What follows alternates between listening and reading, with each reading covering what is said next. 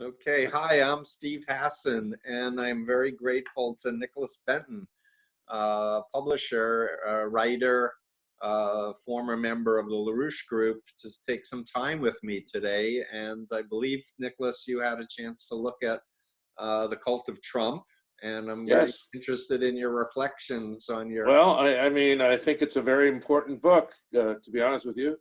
Um, what kind of response have you been getting to it? What do you say?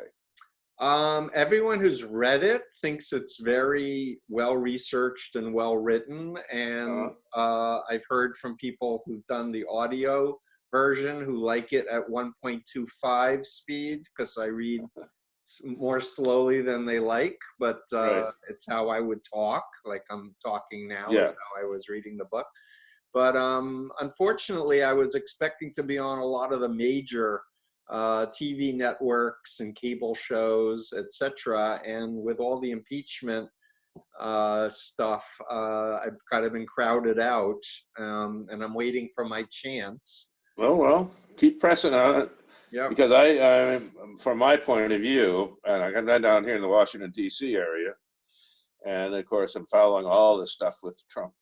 Um, I don't think what you bring to the discussion, as I have tried to do in my weekly columns and so forth, has really been appreciated sufficiently. Oh, And really, we had Anthony Scaramucci. You know who he is, right? He was yes. on Reliable Sources, one of the CNN shows on Sunday, and he actually started referring to the cult of Trump, and he was talking about it as a cult. Yes. And he didn't provide a lot of background for that or whatever, but he at least threw that idea out there. So I And have an update on that because okay, actually a former member who likes my work tweeted to him and said, "Hey, Anthony, you should read The Cult of Trump." And he tweeted back saying, "Yeah, I read it. It should be required reading." well, good. And then I was able to get access to his publicist, and we actually talked on Friday. Okay. And of course, I would love for him to plug the book and take a picture and all of that. But Yeah. so far, Well, he hasn't done it. I've got my copy here. I'll plug it right here. How's that? Okay, thank you. The Cult of Trump. Absolutely. Yeah, Oops, I know. it's the Um, red hat that is the big draw of the cover design. But seriously, um, knowing what you know of Lyndon LaRouche, conspiracy theorist, Roger Stone, connected person, I really would love to hear, what you think as someone who is in one of these. well, I mean, yes, I've, and you referenced Lyndon LaRouche in your book a few Yes. times. The most interesting thing about me in the most recent period is the fact that he was named in the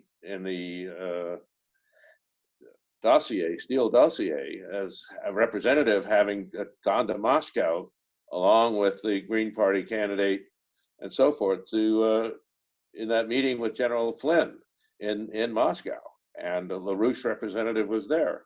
And of course, we observed people around the country seeing LaRouche tables set up at post offices and stuff, not nearly at the scale they used to be, but they're all pro-Trump. They're all, Trump's our man. Don't listen to the Mueller report. Mueller's a sleazeball. All the same stuff that Trump would say himself. LaRouche's organization, now that he has passed last February, are continuing in that vein, Uh-huh. just unabashedly pro-Trump, and that's really quite an amazing thing for me to see after all this time. For any of my friends who may still be in that organization, I have no idea what's happened to most of them. It would have to be.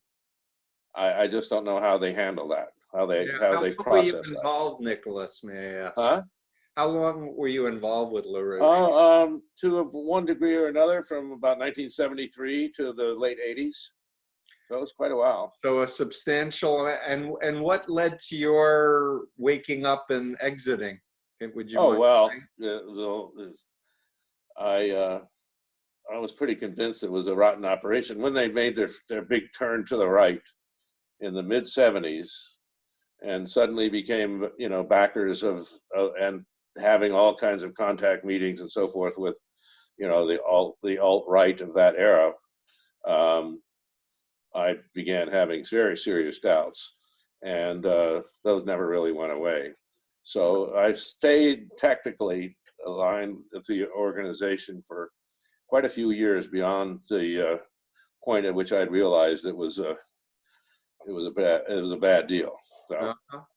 I stayed So, on the fringes. I mean, to be honest with you, I was out in the Mountain West and the West Coast, and steered clear of it, except for programmatic stuff, except for their promotion of a big water project for the West, or nuclear power and things like that.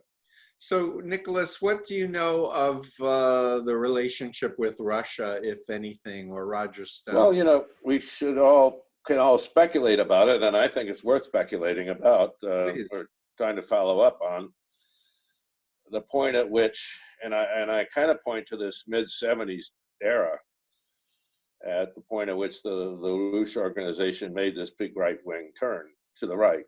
Because they were Marxist initially, right? Well, yes, when I joined, it was a pro-socialist organization, Yep. and its focus was on, we can feed the whole world, social justice, typical things you would see coming out of the left in that era. Right. With a high emphasis on, intellectual development and all that kind of stuff. Mm-hmm. But what really changed was following the election, leading into the election, 1976, when Carter, was elected president, Mm-hmm. and the period leading up to that. So were the Russians involved in that? Very well could have been, because there was a lot of stuff that was, as we see, and subsequently, the Russians fed on the right wing, cults and the alt-right much more than the so-called left for their strength in penetrating the United States. Yeah. And one could take it back to the détente era, when there was a huge influx of the Russian mafia, basically was allowed, given free rein to come into the United States, given special treatment to come in and set up shop in Brighton Beach and Staten Island, and beginning running out the Italian mob and taking over. That was 91 after the Soviet Union fell, or is that earlier? No, this is early 70s. This is détente, Oh. Nixon's détente. Oh, I see. Yes. Wow. What happened, one of the agreements of that was that they would allow the emigration of however many thousand Russian emigres to the United States. Wow. And this is who were displaced, and they became famously the Russian mafia. That, like I said, they competed with the Italian mafia in New York and elsewhere, and probably had contacts with Donald Trump and Roy Cohn from the beginning, back in that era. Oh, wow. And Interesting. I think it's Fiona Hill basically says that in her testimony recently that Trump has been a Russian agent since the mid 80s. And, I could see that, but I could see it also going back further. It's, not as full blown level as later and as now. But, I was witness to an awful lot of weird things happening, shall we say, that I really can't document their source, but were happening, Right. And And so that characterized that shift in the LaRouche organization, which ultimately I broke free from. It goes back to the mid 70s. So can you, just for people who don't know anything about Lyndon LaRouche, can you give like a couple of paragraphs of what it? Well, they're probably better not knowing. No. So he was a member of the Socialist Workers' Party, and who basically split off and saw in the social format, especially on campuses like Columbia University in the late 60s, an opportunity to create a cadre organization, you might say, of pro-socialist students, considerably younger than he. And So he built that into an organization, and obviously was getting help from somewhere because they were getting an awful lot of money. Yep. Although they did it technically through an aggressive fundraising operation. Yeah, and they had some wealthy people that they tapped into too. But wasn't he like a major conspiracy theorist where he had the only solutions to the world? Well, this is Oh, this is the absolute classic features of a cult right, leader and somebody who forms a cult around him, is that increasingly he had to claim, and I don't think it happened at the beginning, but increasingly he had to claim that he had a special access to, you know, the way things really are in the world. And as his organization developed, people were members of the organization were discouraged from looking outside the organization for any information about anything. right, They were basically cut off from their families, and they were put into this intense uh, environment that was completely defined by the pronouncements of the cult leader, right. and sometimes very contrary to normal reality, as one would see it. Uh, but there was the morning briefings, and there was these intense briefings that were held all the time to Mm-hmm. keep the members in line. And a lot of the initiatives I could see now, or from the point at which I left the organization over 30 years ago, Mm-hmm. that a lot of the initiatives of the organization were for the edification of the members, Right, not to change the outside world, but just to right. keep the members in place. Yep. You know. To indoctrinate them. And so did you ever meet him, by the way? Oh, of course, yes, many times, yeah. So what was he like to be with? He's passed himself off as being a very bright and very steeped in the history of the Western world and all that kind of stuff, Mm-hmm. and very philosophical. Mm-hmm. And obviously he had a certain charismatic ability to hold his organization together as well as he did for so many Right, years. right. And so And he uh, ran for president 8 times, right? he ran for president. He was nonstop running for president. But The see, United States. originally in the organization, the point at which I joined, which was I was a very early gay liberation activist, and I got fed up with all of that and started shopping around for an alternative because I basically burned all my bridges Mm. in the earlier phase after graduating from seminary and getting involved in that. So I had to shop around, so to speak, on the fringes to find a way to commence forward with my life. And the LaRouche organization presented itself at that point. I see. When I first joined, Lyndon LaRouche was not the Messiah. He was, he was a smart guy, had a lot of programmatic ideas about solving basic problems in the world, and had a certain egghead appeal to someone, a seminarian like myself. Mm-hmm. And so I got involved. It was only later, like I said, starting in the mid 70s, a few years after I joined, that the organization started to really change. Right. So let's in the interest of time, because it's been 20 minutes already, time's flying. What do you think of people who say that Trump is, the man who's going to solve all the problems of Well, human? here's the question I have for you. Ah, Okay. okay. You're a cult expert. You had a cult background and experience in a cult, which gives you a big leg up Yep. to a lot of people who weren't willing to acknowledge that they ever did. Yeah. How do we get out of this? You've been involved in deprogramming, ideas about deprogramming. Now we have a president of the United States that's running a giant cult of millions of people who are, basically putting his version of reality over and against the actual reality, Right. getting a lot of reinforcement from institutions like Fox News, which is a Exactly. new wrinkle in this whole deal that is very problematic. Yep. How do we get out of it? How do we deprogram America, Mr. Hassan? It's Hassan, by the way. So Hassan. essentially, the problem for me is one of scale. I'm Yeah. used to working with an individual or a few people who are in a particular group that's small. And we're talking about, 30 to 60 million That's a Americans, big cult. It's a big cult, right? yes. But the answer lies for me with all the people who are not in the cult, who know people who are in, who have brothers, sisters, aunts, uncles, parents, and I can make some real parallels with Scientology, the Moonies, any number of other cults that typically, when somebody gets involved, the effort is to kind of shake them and say, "What are you doing? Can't you see this is a bad person?" Hmm. Very directive, very rational, very fact oriented, and it typically drives the person deeper into the Right. cult involvement. It has the opposite. At least for a few years. Right.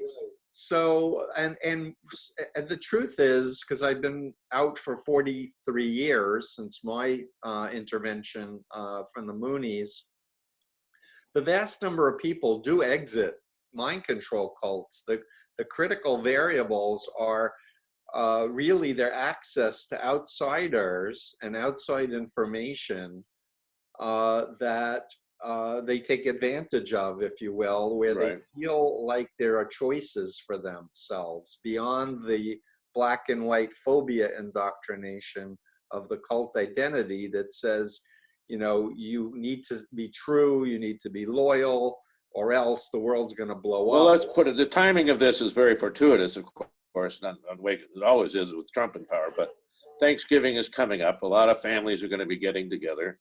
Yep. And there's going to be a lot of uncles who are Trump supporters, sitting around the Thanksgiving table with others who want to take that on. Now, Right. how should they go about it? Good question. So I actually have written an op-ed that we're looking to place right now. So if you have any ideas for something with a big circulation. So first of all, what not to do, and then I'll say what to do. Okay. What you don't want to do is alienate them, say they're in a cult, hold up my book, The Cult of Trump, and say, see, or Mhm. anything where you're attacking the leader, the doctrine, or the organizational policy directly. Because Okay. that triggers the thought stopping, that triggers the phobia indoctrination, that triggers the belief that they're being persecuted. So you don't want to do that. What you do want to do is you want to reach back to your memories with your uncle, your aunt, whoever, to fond memories, early childhood memories if you have them, if you have photos or videos. Remember Uncle Joe, we went fishing, etc. And to reestablish a connection with what I refer to as the person's authentic self, who they were prior to getting into this new totalistic belief system and belief in a cult leader. So rapport and trust building is the first step, and reaccessing the person's original identity. Secondly, especially if you've been alienated for a while because they've been involved with Trump, you want to apologize and say, can we have a timeout and not talk about, politics directly? Let's just have Okay. a good time, have turkey, let's, reminisce and be family, because blood is thicker than water. Nobody lives forever. You're a special person to me. So build the rapport and trust. But after that, if you do want to do more, and honestly, there is a danger of trying to do too much in one sitting. This really is best to be a strategic process A over process. time. Okay.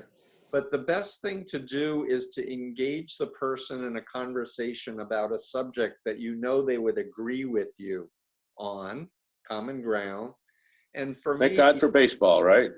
well, not baseball. I mean, you can do baseball, of course, or sports, but for example, most Trumpers don't like China, and they'll be Mhm. very fast to agree with you that China is a dictatorship, and that they're doing brainwashing programs on people, and that they're against religious freedom. They're trying to promote their own totalist communist ideology. So for me, that's a safe topic to talk about brainwashing over there with the communist Right. Chinese government. In fact, that's what was used to help me wake up from the Moonies, was Uh-huh. Robert Lifton's study of Chinese communist brainwashing patterns Okay. and his 8 criteria. So that's where I would direct. What's the book, the Lifton book? It's called Thought Reform and the Psychology of Totalism. Okay. And it was published in 1961, and there's no mention of Trump. And it's just right. Chapter 22 has about the same year the Manchurian Candidate book came out. I believe so, actually. Edward Hunter did that book, I believe. Yeah. In any case, another safe area to talk about are traffickers, because most Trumpers are against sex trafficking and labor trafficking. And it's another version of a mind control cult, except they're a commercial cult in that case. And I'm for talking about the specific techniques used by these groups to manipulate and control people. So for example, the control of information and the use of lying and the use of gathering information about the person's life and using that information to manipulate them, or getting people to spy on each other, or propaganda. So for example, China was saying the Hong Kong students are brainwashed because they're protesting. So that's an easy conversation about, we agree, we're both against totalitarianism and dictatorship. We don't, but what is this thing about brainwashing, and how is it possible that they have these programs that they're working on over 1 million people in China, but they're calling Hong Kong a brainwashing thing? So that's really worthwhile. But I think the most useful thing to do is to just adopt a very curious and interested disposition with your relative. Would you mind go back in time before you ever heard of Trump, and tell me how you came to start thinking he was a good person and that you might want to vote for him? Like, walk me through the story. And just by getting the person to think back in time, it dislodges them from where they are right now, where they might be like really emphatically totally pro-Trump, or believing that God is using Trump. They might be like, oh, I thought he was a pervert, abusing women, but I didn't like Hillary, and I started going to rallies or whatever. But encouraging people to do that. And then for me, the stories like ex-LaRouche people, ex-Moonies, ex-Scientologists, talking about other groups and how people who are very intelligent and educated can come to have total belief in their group that's immune to any facts and outside things. So the point is, if I was going to sum up the #1 technique of helping people to start reevaluating, it's asking a good question in a genuine way, genuinely respecting the person, and then waiting a long time while the person thinks about the answer, and then following up with another good question to really get and you basically can say, I want to step into your shoes. Help me believe the way you believe. I really am curious how you construct. A little bit risky, but okay. Understanding. Well, it's only risky if you don't understand what is a cult and what is mind control. Right. I put in my book, in the first chapter, the influence continuum and the BITE model, status of behavior, information, thoughts, and emotional control. I'm not that worried at the moment with people who converting to Trump. I think the bigger issue right now is that people are kind of locking arms, feeling like it's a conspiracy against, God and the president, versus, hey, he swore an oath to the Constitution. No one is above the law. and this is about the constitutional checks and balances being played Yeah. out. And truth will out, Right. right? So, but what I really am emphatic about is stop calling people names and putting them down, and that happens on both sides. Like I'm regularly called the libtard, or I'm told that I've been brainwashed by the cult of George Soros, who I know LaRouche used to trash Right. a lot. But the bottom line is that people need to wake themselves up versus you deprogram them, because people Right. are not computers, and they're going to be Right. very resistant to any feeling that somebody's trying to, win an argument with them. You Right. don't want to win any arguments. You just care about this person. You want to have them in your life. You want to understand how they've gotten to where they are. And in a series of conversations, there can be hypothetical questions like, I'm curious, Right. is there anything that could happen that would one day you would change your mind and say, you know Right. what, I don't trust him. I don't like Right. him. And for me, it really was on the last day of my deprogramming. It was the 5th day when the ex-Moonies were giving me one of Moon's own speeches where he was lying to the congressmen and senators. And they just said, what do you think about this, Steve? And I read it. And for the first time in 2.5 years, I thought, what a liar he is.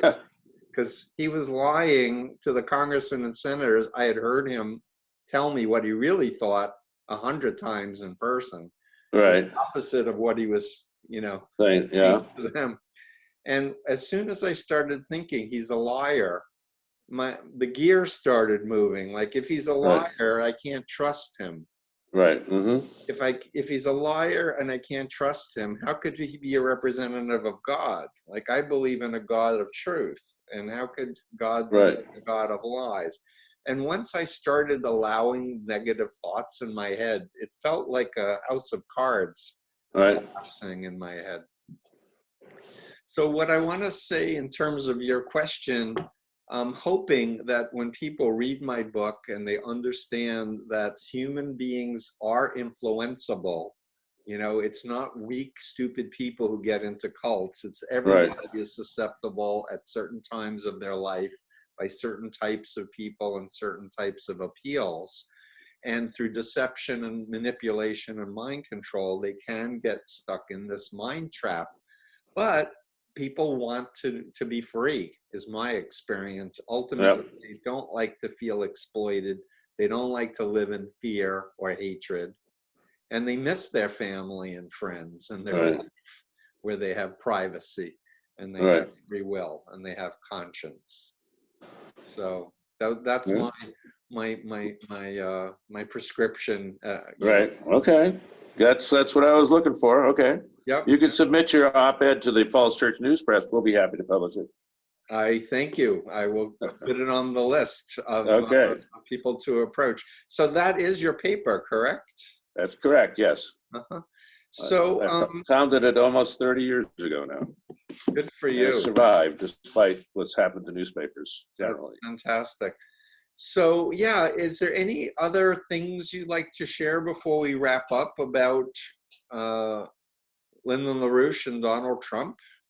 Your observations, Well, I think I just think proceeding ahead, I'm interested to hear more about what was involved with the appearance of the LaRouche representative in Moscow, as reported in the Steele dossier. And because it was incongruous with many, many other things. And far from just having vanished completely, which is what most people's experience with the LaRouche organization these days is, they were brought into this exclusive meeting, and then they proceeded, of course, to campaign very aggressively for Trump and continue to do so to this day, as far as I know. And you said Jennifer Flynn was in that meeting as well? Who? Did you say General Flynn was in the meeting? Yes, yes, he was a principal in that meeting. It was in Moscow. Uh-huh. And who is the Green Party candidate in the U.S.? She was Bill there. Stein, I believe. Yeah, yeah. Uh-huh. And so I was quite curious that what was behind and involved in all of that. Yeah. And to unravel that whole history, I'm like I said, I've been out of the LaRouche organization for 30 years. But the events of the early 70s and the mid 70s, the way that organization morphed from being a Right. pretty straightforward socialist group to being a kind of a right wing, working with the alt right in the late 70s. Right. What's behind all of that? Yeah, What it are the seems like intelligence they services? connected to Russia is how it looks to me. From Well, what I see. that I've been operating on that hypothesis, Yeah. and I also so far it was told. doesn't seem to be contradictory. But there's a lot of details that are out there for people to appreciate and understand, and what's Well, happened to our culture more generally, and how the left, the so-called liberal left, has been bashed, and these groups have discredited it, and all of that kind of stuff. And how can we restore a little common sense, morality to this country's dialogue, discourse on politics, and so on and so forth. I think there's a lot of work that needs to be done. yeah, truly. And I know that Roger Stone had Lyndon LaRouche on his show, correct? At least I guess so. Yeah, I was when I not in touch researched the book. involved That's with what any I. of that's long after my time. Okay, but that's But what I came yes, up with. the connections are all there. Mm-hmm. Yeah, So I we need to do there does need to be a certain kind of restoration, of our culture that I think has suffered from the rise of the so-called moral majority in the late 70s, and the election of Reagan. And it wasn't, it's not even an issue of Reagan. It's what Reagan opened up to, infuse these elements throughout the body politic in Yep. Washington and elsewhere, that created a problem. And I kind of like to characterize it in one way. I do characterize it as what happened in that period between 1963, when the paradigm was Martin Luther King's "I Have a Dream" speech, Mm-hmm. and 1987, when the first Wall Street movie came out, and the mantra of the country was "Greed is good." Right. So what happened in that interim period, and to cause the high morality of the King era characterizing the whole country, Well, to by 1987 having "Greed is good" be the unifying cry of America? so I actually will plug two documentaries by Adam Curtis that seem well made and well researched. One is called The Century of the Self. It's all about Edward Bernays, who wrote the 1920 book Propaganda. He was the nephew of Freud that connected psychology with politics and psychology Okay. business. And there was a follow-up one, and I'm blocking on the title, but you can look up Adam Curtis Curtis. on YouTube and watch Mhm. it. But it really talks about a very intentional effort by powerful, wealthy people to keep people busy Right. and to distract them from their rights, Uh-huh. and to manipulate them essentially, so that they were diverted from being an active citizen, saying, no, Right. this is immoral, this is wrong. Right. Um, and Well, the whole thing unfortunately, goes back. I don't know. Take it back. I knew there were some books written in the 20s that touched on these themes, but in the post-World War II era, the big, the advance of the New Deal ideology in the country, the generosity of spirit that was reflected in all of that, was taken on very, very aggressively Yep. are you So this showing me? is my influence continuum. Okay. Basically, the healthy was what you're talking about, respecting free will and individuality and morality, and people Okay. have equal rights, etc., to the elitism, the deception, the fear and guilt manipulation, Yeah. the Okay. loyalty and obedience to the leader, the top dog Hmm. leader, and such. And people, I feel, need to have a much better moral compass to Yes. say, you know, you don't want to do anything that you wouldn't want done to you, or you wouldn't want done to your mother or your Yeah. sister.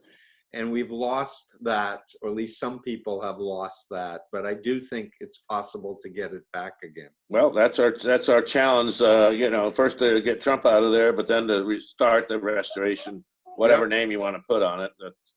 But my thesis of my book is that the only answer to this problem is if everyone understands what mind control is, what Well, unethical that's true, influence and is. that is very poorly understood. I hate to tell you. You know, Yeah, no, I you know. run into it more than anybody. Yeah. And I would like people to understand cult psychology and mind control and realize Right. it could have happened to them. They were just lucky if it hasn't. But Yeah. in fact, many hundreds of millions of people have been victimized. Well, and of course that's Madison Avenue too, right? Aren't we all being sold things all the time? That goes back to the century of the self and Right. Bernays using psychology to convince people to buy things they never knew they existed or didn't think they Or needed, don't need. but it Yep. became essential. Anyway, Nicholas, I'm going to sign off. I want to thank you for your good work, and Okay. Well, thank you likewise. for taking this time. And we'll stay in touch, and fingers crossed that more people Stay warm up there in Boston, that whole area. will do. I shiver just thinking about It's that part of the snow country. for the first time tomorrow. Okay. Anyway, thank you, All Nicholas. right. Well, if you could get me the video, if you're being copied this on a video, right? You're gonna post it on YouTube, Oh or what are you yeah, gonna do? it may be another week or two, but yes, I will Okay. absolutely share it with you. Please Thank you keep me so much, posted. All Nicholas. right. Bye bye. Take care. Bye.